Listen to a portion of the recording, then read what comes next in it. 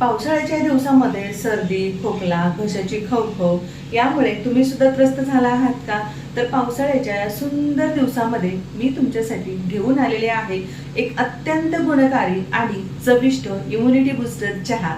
पण हा immunity booster चहा आज आपण दोन वेगवेगळ्या पद्धतीने बनवणार आहोत। पण थांबा, हा चहा बनवताना बहुतांश लोक या दोन चुका करतात। पहिली चूक म्हणजे यामध्ये मसाला कधी आणि कसा टाकायचा, आणि त्याचबरोबर साखरेऐवजी तुम्ही गुळ वापरणार असाल तर गुळ चहा फाटू नये म्हणून कधी टाकायचा हे सुद्धा व्हिडिओमध्ये सांगणार आहे। आणि त्याचबरोबर व्हिडिओच्या शेवटी तुम्हाला अत्यंत महत्त्वाच्या टिप्स मी सांगणार आहे की त्यामुळे त्याचा फायदा तुम्हाला 100% होणार आहे। चला तर मग हा इम्युनिटी बूस्टर चहा कसा बनवायचा ते बघूया। चला तर मग व्हिडिओ सुरू करूया। तर या चहासाठी लागणारं साहित्य इथे मी काढून घेतलेलं आहे। काही खडे मसाले घेतलेले आहेत, दालचिनी आहे, वेलची आहे, त्याचबरोबर काळी मिरी, लवंग, आलं, तुळशीची पानं, गवती चहा, चहा पावडर, साखर, दूध आणि पाणी, बस इतकंसं आपल्याला या ठिकाणी लागणार आहे। याचे डिटेल्स मी डिस्क्रिप्शन बॉक्समध्ये दिलेले आहेत, तुम्ही तिथे जाऊन चेक करू शकता।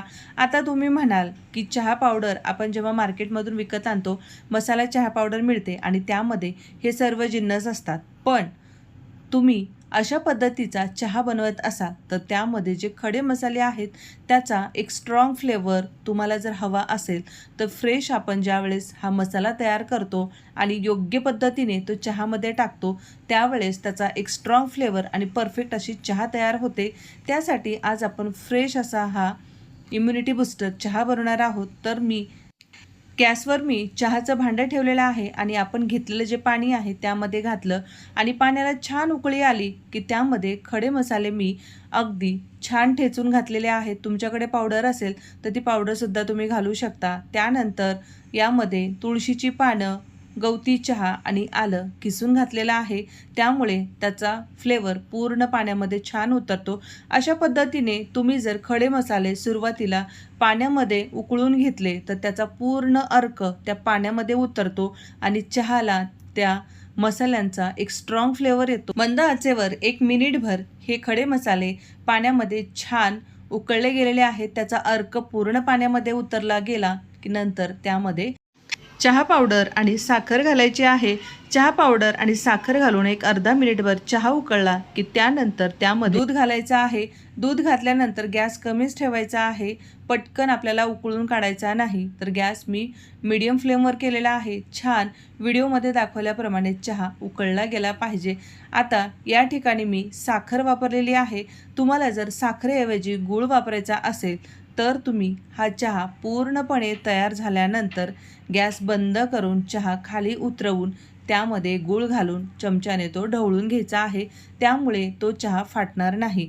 तर अशा पद्धतीने आपण 1 मिनिटभर हा चहा मीडियम फ्लेमवरती छान उकळून घेऊया, त्यामुळे दूधसुद्धा त्या चहामध्ये छान शिजले जाईल आणि त्याचा फ्लेवर खूप छान येतो। आता यामध्ये मी 1.5 कप पाणी घेतलेलं आहे आणि 1 कप दूध घेतलेला आहे। दुधाचं प्रमाण तुम्ही जर जास्त ठेवलं तर तो एक स्ट्रॉंग फ्लेवर आहे तो तुम्हाला येणार नाही। आता मी गॅस बंद केलेला आहे। चहा आता आपण पटकन ओतून घेऊया आणि गरमागरम असा चहा आपण आता घेणार आहोत। तुम्ही बघू शकता अगदी छान अशा गरमागरम वाफा यामधून निघत आहेत। तुम्हाला जर दूध न घालता चहा बनवायचा असेल तर सगळी प्रोसेस सेम करायची आहे। फक्त चहा झाल्यानंतर सगळ्या शेवटी त्यामध्ये 2 ते 3 थेंब लिंबूचा रस घालायचा आहे, त्यामुळे लिंबातील व्हिटॅमिन सी मुळे इम्युनिटी बूस्टर दुप्पट होते। सुरुवातीला सांगितल्याप्रमाणे पहिली टीप, यामध्ये साखर तुम्हाला थोडीशी कमी घालायची आहे, त्यामुळे याचा एक स्ट्रॉंग फ्लेवर तुम्हाला अनुभवता येतो। दुसरी टीप, हा चहा बिना दुधाचा बनवत असाल तर त्यामध्ये लिंबूचा रस सगळ्यात शेवटी घालायचा, त्यामुळे त्याची चव आणखीनच वाढते। तिसरी टीप, गुळाचा चहा बनवत असाल तर तो चहा झाल्यानंतर गॅस बंद करून पातेलं खाली घेऊन त्यामध्ये किसलेला गूळ घालायचा आणि छान ढवळून घ्यायचा। आपल्या चॅनलला तुम्ही लाईक, शेअर आणि सबस्क्राईब केलं नसेल तर पटकन सबस्क्राईब करा, त्यामुळे आपल्या चॅनलवर येणारे असे नवनवीन व्हिडिओ, छान छान रेसिपी, त्याचं नोटिफिकेशन सर्वप्रथम तुम्हाला पाहता येईल।